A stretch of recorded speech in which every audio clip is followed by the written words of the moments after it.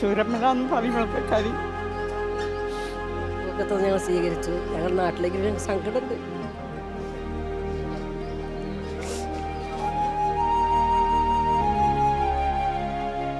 ജനിച്ചു വീണ മണ്ണിനൊപ്പം ഒഴുകിപ്പോയ ജീവിതങ്ങൾ, സ്വന്തം നാട്ടിലേക്ക് വീണ്ടും ഒരു വരവ്.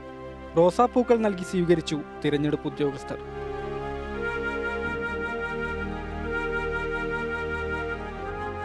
അയൽപ്പക്കമായി ജീവിച്ചിരുന്ന പലരും ദുരന്തനാളിന് ശേഷം ഇന്നാണ് വീണ്ടും കണ്ടുമുട്ടുന്നത്. പറഞ്ഞു തീരാത്തയത്രയും വിശേഷങ്ങൾ ചെറിയ സമയം കൊണ്ട്.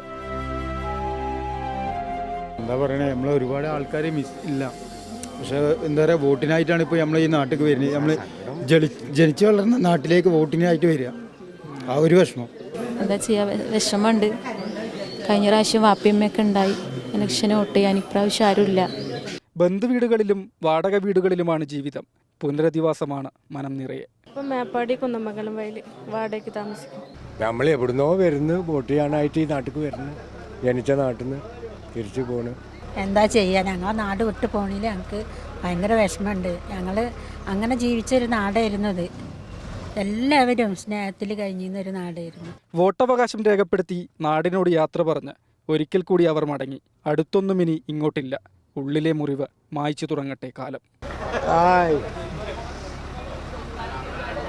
വരുന്നില്ലേ, കാണാണ്ടില്ലേ, എന്നാ കണ്ടിട്ട്. മാതൃഭൂമി ന്യൂസ്, വയനാട്.